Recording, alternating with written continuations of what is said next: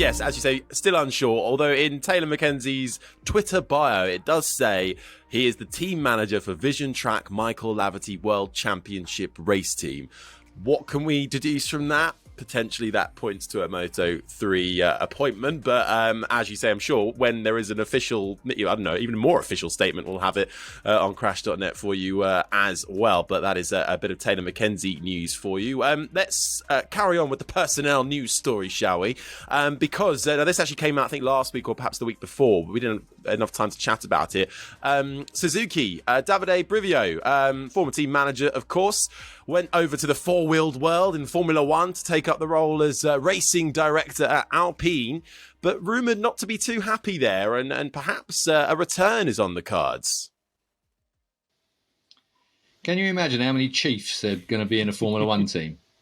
I mean, it looks to me to be so segmented through the order of things. I mean, Alpine is a good team. I don't know whether a dyed-in-the-wall bike man would be that happy moving across discipline-wise. I mean, it would have been a good experience for him for sure to see how the other half live. And Formula One is a massive, massive operation, so there would have been something good come from it, and he'll come back an even bigger weapon than he was before. But I think Suzuki have been missing something this year a little bit, and I think Davide Brivio was what they've been missing. I think that's exactly right, Keith. Yes, I mean, we know that they've been looking for somebody to fill this position. And of course, when this whole news about Petronas leaving came out, people thought, oh, maybe Wilco Zeelenberg, because he wasn't initially named as staying. It was Stiggy that was named as staying. That's now gone quiet, as we say.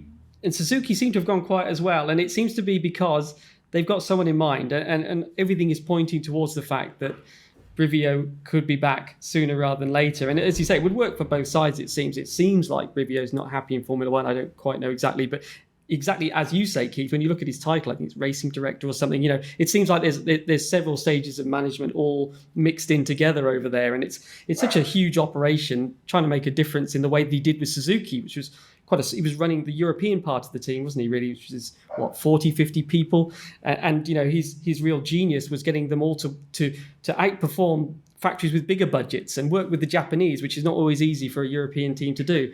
And, how does that translate? Who knows? But it seems like it could happen. I mean, Suzuki have been pretty open. They still speak to him. They'd like to have him back, but they're saying it's just rumours at the moment. Imagine how much money it's going to cost them. Now he's on Formula One budget. Good luck to him. Hope he does come back. Can't get over that less than 5% of the F1 budget for Petronas. It's mental, actually. Like, it's a rip-off, surely. Yeah, but but the Petronas budget in Formula One is so bloody out of this world. I mean, 5% is still quite a lot of money. Saying 10 million, bloody nothing. Then something's a bit off there. We'll keep an eye on that, Davide Brivio. And now, of course, some more big news that came out, which we didn't have time for again, but I did promise we would talk about it. It's Keith's favourite subject. It's MotoE, and it's Ducati, who have announced that they will become the official MotoE supplier, taking over from Energica. 4 years of Energica will come to an end. I don't think many people, maybe I'm wrong, did many people see this move coming? I'm not sure. JCB are my heroes. They've gone to hydrogen. Okay. JCB, the big JCB company, have gone to hydrogen. They have bought up 25% of one of the major suppliers of the chemicals that they need to make it run. I mean, I think it's fantastic that Dorna have found a partner for MotoE. I still believe that Dorna have headed off the same situation that we had with the E Grand Prix, the competitor, if you like, to Formula One, when Bernie didn't go down the route, didn't cover off a competition that is now in parallel with his own. I don't think it's ever going to beat it, because I think that Formula One has moved on since the Bernie Ecclestone days. But I think that what Dorna have done is, they've managed to find another partner. There'll be more interest because Ducati are behind it. Why are Ducati behind it? Well, again, did I mention I was a cynic a little earlier in this? Yeah, they get carbon points. As soon as you've got an overall company that has got a green element to it, the overall company is seen as a much greener operation, that they are trying to buy into future carbon neutral effort. It's bullshit. It's just, I watched a programme on the BBC the other day where these mines were being dug out. These kids were down mines, 100 yards under the ground, with mines falling in, collecting the precious metal for batteries. Where is the honesty in this? I'm sorry, I do not get it. And until somebody can help me with the precious metals that are being bought out of a battery, for a battery, transported halfway around the world, and then when the battery's dead, just like my phone and anybody else, I know you haven't got one at the moment, Harry, because yours was stolen, but anyway, just like the batteries in a phone, when they go downhill and the performance slips to like 70% on your iPhone or whatever, you nip along to your little Apple store, all very pretty and beautiful, and they stick a new one in for 65 quid and dump the old one. All these old batteries. And in a car situation, the bloody things are, a quarter of the weight of the car. They're a massive part of the car. It costs you thousands of pounds to replace the battery. And then there'll be some recyclable parts in it. Of course there will. But the majority of it at the moment goes in a bloody great big hole somewhere. I just don't get it. There's not the infrastructure to charge the things up. I'm moving away again from the fact that we have a race series that's going to be quite good with Ducati over the door. I'll bring myself back. Claw it back. Drag myself back to this subject. Sorry. I was on the Huewen rant, which is one that always comes out when it comes to electric vehicles.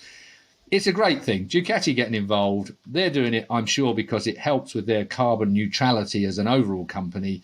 It makes sense. Dorna are pleased because it makes them look like they're making the effort in the green department as well. Greta will be very, very happy, and so should we be. We'll clip that up because that'll get the views in. And I should actually say an apologies. I think at the start of the show I said that was coming from 2022. That is actually coming in from 2023. That is so Energica will then will cease to be in MotoE. But Pete, what does that mean from Energica's side of things? Would you call that an unsuccessful run? I think you have to give them credit. I mean, there's been no kind of technical failures with the bikes. It's what was needed. If those bikes had been in a new series with so much sort of skepticism around it, if the bikes had been breaking down all the time or running out of power on the last lap, it would have been a disaster, wouldn't it? The bikes have kept going. There's been close racing. I think it did the job that was needed for the very formation of this class. And this Ducati deal should take it to the next level. The big thing that Ducati, spoke about at this announcement is, Ducati are about performance. And the big thing that they're going to, one of the things they're going to focus on more than anything is getting the weight down. Because that's one of the big things at the moment is I think the bikes are about 260 kilograms. I mean, they are massively heavy.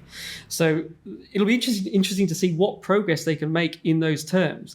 And then, going back to Keith's point, the interesting thing as well is that Ducati pointed out they're not betting entirely on electric. Like, this doesn't mean that they're going all electric. What this means is that they're kind of keeping an eye on both camps. They gave the example of Porsche. I think Porsche are looking at 80% electric, but the 911 will run these e-fuels or something. And that seems to be what Ducati's kind of got one eye on. Same group of ownership, of course, VW.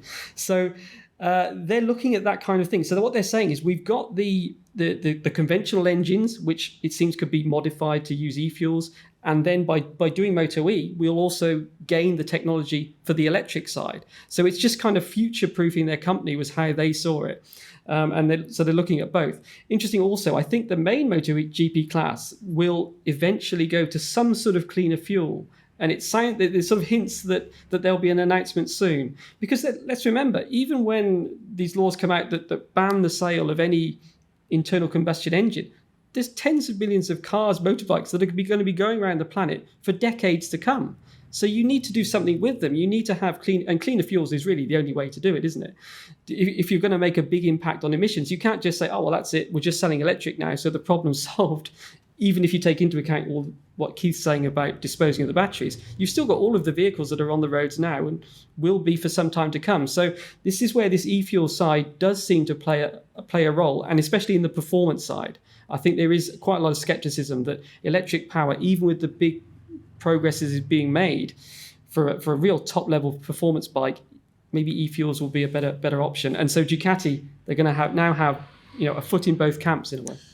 Yeah, it's a really good point, actually. And we have had this debate before. If you want to go back through our podcast archives and have a listen to our MotoE chat, I think actually it's one of our highest listening figure chats.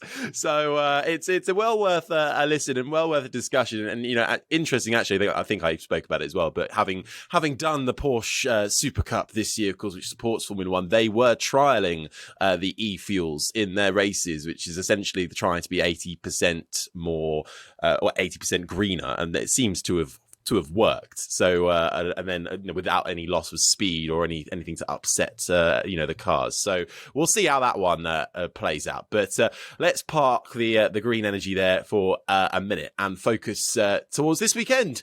Portimao, we're back, Keith, and it's Keith's Insider Guide 2, really, isn't it? Now it's twisty, bumpy. Portimao is another difficult track. What are you expecting from this weekend? I should probably get the weather up, shouldn't I?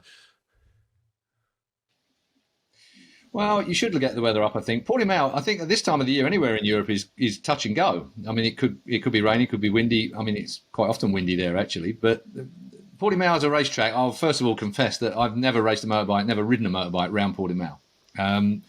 It's one of those tracks that came online after my demise from bikes. It's a modern new racetrack that was built by a family that invested huge amounts of money in it. And the pandemic, they're one of the few areas and racetracks that have done really, really well out of a pandemic. MotoGP went there, then Formula One went there, and it's turned out to be an absolute godsend for the Portimao owners, and fair dues to them as well.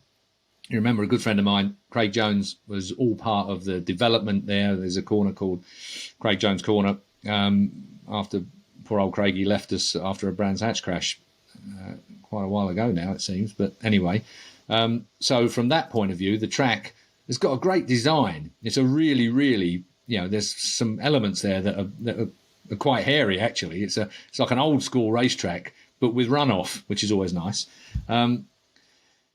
And it's in a beautiful part of the world. Portugal is a fantastic place. I mean, it's quite quiet where it is there. Portimao is not really, one of these massive, great tourist hotspots and the like. So it's a recommended journey, I think, to Portimao. I can't wait to go once I've been let off my leash next year. Everyone brace themselves. But yeah, Pete, obviously, the rider's already been there this year, so everyone's, got that under their belts. I've just had a quick look at the weather. Looks like it's going to be pretty dry and sunny. So unless that dramatically changes, the weather shouldn't cause too much havoc. But I suppose we had the same discussion last week when we went back to Misano, isn't it? Always a help when you've, done that and already got the data. That's right. Yeah. I mean, was it November last year was the first race. So this will be the third time in a year, basically, that MotoGP will have raced there. So it's gone from being a brand new track to something that's probably the most familiar to the riders of almost any track in the last year or so. So, yeah, they know it well. That first race a year ago, obviously, Oliveira absolutely dominated the home star, if you like. And, fantastic end to his Tech 3 career. And then he went over to the factory KTM team. And then when we came back this year in April, Oliveira and KTM absolutely struggled. And there'd been this change in front tyre allocation. The tyres that were brought, they really struggled with that. Oliveira had used I think it was a symmetrical hard when he absolutely dominated. When they came back, it was an asymmetrical hard front, and they just couldn't get it to work. I think only one rider actually picked it for the race. So everyone else went with the medium, and it just overheated for the guys like Oliveira and the KTM. So tyre allocation this weekend will be a really big thing in terms of their chances. We saw Quartararo. He had a fantastic race earlier this year. So he's got the championship pressure gone. You've got to imagine he's going to be up there as a man to beat. I think it was nearly 5 seconds he won by in April over Bagnaia. So, I mean, it was a real dominant performance. Having struggled in the first race in November, Quartararo had a real tough time there. So I think you've got to imagine he's going to be up there. As Keith's been saying, Quartararo, he's the guy for Yamaha as far as the other championships. Okay, his championship, if you like, is done and dusted. But really, the pressure is not completely gone, because if he was not to finish, it's going to really hurt their hopes. Morbidelli scored 2 points, was it last time? That's his only points since he's joined the factory team. So Yamaha is still relying on Quartararo for the Constructors' Championship battle and the Teams' Championship battle. So there's still some stuff to be decided. The Riders' Championship, the first 3 places look pretty much settled. But then from, I think, 4th till 7th or 8th, it's really close. About 16 points between Zarco, Miller, Binder, and I think Marquez, of course, who's coming on form now. Probably worth flagging that, I think, Pete, a bit more than you just did, really, because I'm glad you brought us to that, because that was in my head. Of course, 2019, he didn't go there, so the first one he had was this year in Portimao 1. And his performances over the last couple of Grand Prix, they've been quite good, wouldn't you say, really? So he's got a feature in our predictions a bit later on. I can see Harry scribbling and fitting him in somewhere. Yeah, I actually am. But it's one of those situations where watch out for Marc Marquez. This is his kind of racetrack. It's a proper racer's track. And I can see him, well, he's going to be in the top 3. I have no doubt about that. And it's really important for him also because this is where he made his comeback, as you say. So he can really gauge his progress. You know, where was he? He was like 7th place, wasn't he? I think he finished. So we'll be able to see how much physically he's progressed during this racing season. And Mark, he's going to want to go into the year, okay, Quartararo's the champion, no question. But whoever wins these last couple of races, it's going to be on the minds of everyone, isn't it? All the way through the winter. Mark was quick, wasn't he, at the end of last year? It's the sort of boost that Mark will want to give to himself, to Honda as well, to really get them, prepared for next season and fighting for the championship again. Better watch out for that asymmetrical hard-on. See if it suits him. We have a lot of listener questions that came in. But just before, in the build-up to giving our predictions. Now, apparently, along with the questions, got a lot of comments, particularly aimed at me and the way I say Quartararo, which is apparently incorrect. And I'll be upset because none of you two have called me up on it. I say Quartararo, but apparently I should be saying Quattararo. But that doesn't. I feel like it's Bath, if you're from the north or the south in the United Kingdom.